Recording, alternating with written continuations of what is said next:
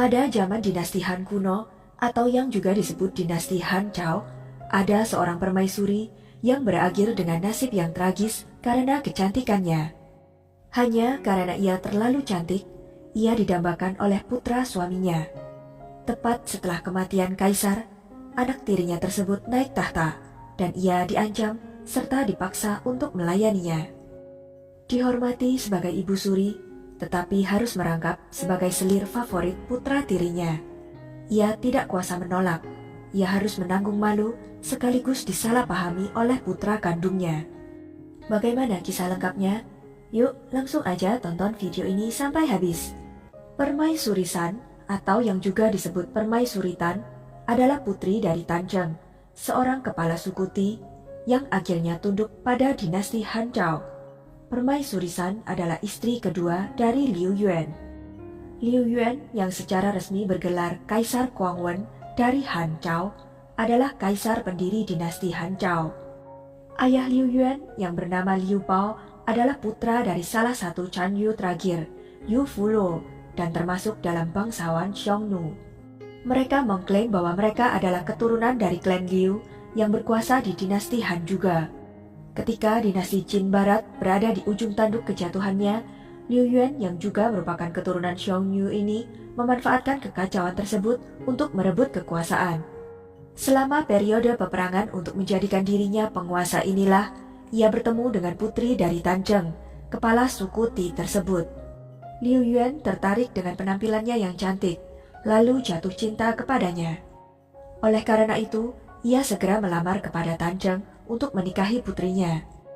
Menghadapi lamaran seorang penguasa, tentu Tan Zheng tidak bisa dan tidak berani menolak. Dan lagi, jika ia menikahkan putrinya dengan Liu Yuan, ia mendapatkan keuntungan besar, di mana ia akan mempunyai status lebih tinggi di ketentaraan, dan hubungannya dengan Liu Yuan semakin dekat. Belum lagi kemakmuran dan kekayaan yang akan didapatkannya. Liu Yuan pun mendapatkan keinginannya untuk menikahi Lady Shan yang ia impi-impikan. Setelah mereka menikah, Lady Shan melahirkan seorang putra yang dinamai Liu Ai. Liu Yuan kemudian menghabiskan banyak energi untuk mencoba memulihkan sistem pemerintahan Han, tetapi ia sendiri tidak dapat dengan cepat memperluas lingkup pengaruhnya. Ia menetapkan ibu kotanya di Lishi, tetapi kendalinya atas wilayah menjadi terbatas pada wilayah lokal itu. Pasukannya seringkali mampu meraih kemenangan atas pasukan Qin, tetapi tidak mampu menguasai ibu kota. Pada tahun 305 setelah kelaparan, ia pindah ke Liting. Seiring berjalannya waktu, berbagai jenderal yang menentang pemerintahan Qin, baik etnis Wuhu atau Han, lebih memilih untuk berada di bawah panji Liu Yuan. Ketua mereka adalah Jenderal Wang Mi dan Jenderal Qi Shili. Kedua jenderal ini menyatakan kesetiaan kepada Han Chao pada tahun 307.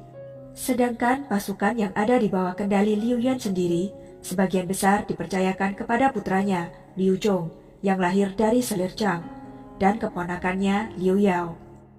Keempat jenderal ini, meskipun tidak mampu menguasai ibu kota, tetapi mampu menjelajahi seluruh Cina Utara dan Tengah tanpa hambatan dari pasukan Qin, serta mengalahkan sebagian besar jenderal Qin yang menentang mereka. Pada tahun 308, pasukan Wang maju ke ibu kota Qin, Luoyang, tetapi berhasil dihalau. Tahun itu, setelah merebut lebih banyak wilayah, Liu Yuan memindahkan ibu kotanya ke Puji dan mendeklarasikan dirinya sebagai kaisar, menandakan pemisahan total dari pemerintahan Qin. Pada tahun 309, ia memindahkan ibu kota sekali lagi ke Pingyang. Pada saat ini, Liu Zhong dan Wang Mi akhirnya dapat menguasai seluruh Shanxi Selatan untuk Han Chao, dan mereka kembali menyerang Luoyang, tetapi kembali dipukul mundur. Pada tahun 310, Liu Yuan jatuh sakit. Sebelum ia meninggal, ia mengangkat istri keduanya, Lady Shan, menjadi permaisuri, dan putra sulungnya, Liu He, menjadi putra mahkota. Liu He adalah anak dari istri pertamanya, Permaisuri Huyuan, yang kemungkinan telah meninggal pada saat itu. Ketika Liu Yuan akhirnya meninggal pada akhir tahun itu, Liu He menjadi kaisar. Sebelum Liu Yuan meninggal, ia menugaskan 4 putranya yang lain untuk membantu Liu He dalam urusan pemerintahan dan militer setelah ia meninggal. Namun ada beberapa pejabat yang menaruh dendam kepada Liu Zhong, putra dari selir Chang, serta Liu Rui, putra dari selir lain. Para pejabat ini tidak puas, maka dari itu mereka berusaha menghasut Liu He yang sudah curiga bahwa ia tidak akan aman jika saudara-saudaranya mempertahankan pasukan besar di dekat ibu kota. 3 hari setelah kematian Liu Yuan, di bawah perintah Liu He, para pejabat ini memulai serangan mendadak terhadap 4 saudara Liu He ini. Tetapi salah satu di antara mereka malah berbalik kubu untuk memperingatkan Liu Zhong, yang kemudian bersiap untuk konfrontasi. 2 hari kemudian, Liu Zhong mengepung istana dan menghabisi Liu He serta para pejabat yang bersekongkol tadi. Liu Zhong awalnya menawarkan tahta kepada Liu Ai yang adalah putra permaisuri Shan. Tetapi Liu Ai menolak. Liu Zhong kemudian mengambil tahta itu sendiri dan menjadi kaisar. Setelah Liu Zhong berkuasa, ia juga menghabisi semua putra Liu Yuan, kecuali putra permaisuri Shan, Liu Ai. Selain itu, permaisuri Shan ditetapkan sebagai janda permaisuri untuk menunjukkan rasa hormat, serta mengangkat putranya Liu Ai menjadi putra mahkota. Awalnya tidak ada yang salah dengan ini. Janda permaisuri Shan merasa bahwa mungkin karena ia memenuhi tugasnya dan tidak melawan atau merebut tahta kaisar baru Liu Zhong. Namun akhirnya ia sadar mengapa kaisar baru tidak menghabisi putranya. Ternyata hanya untuk mengancamnya supaya mematuhinya.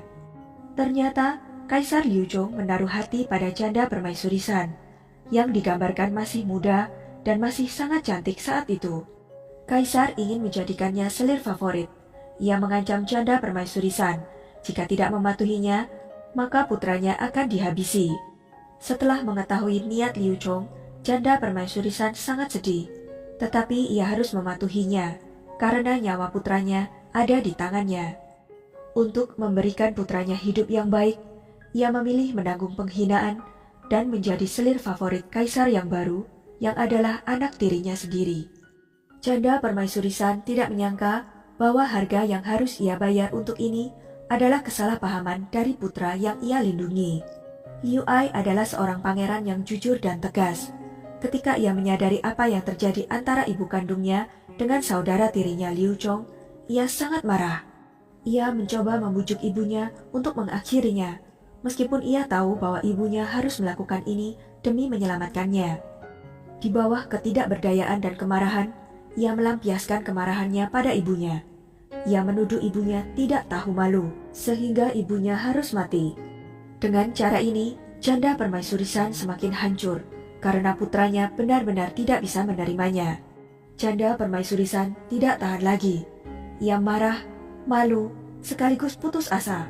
Akhirnya, janda permaisuri Shan mengakhiri hidupnya sendiri dengan gantung diri. Tragis bukan? Sekian kisah dari permaisuri Shan.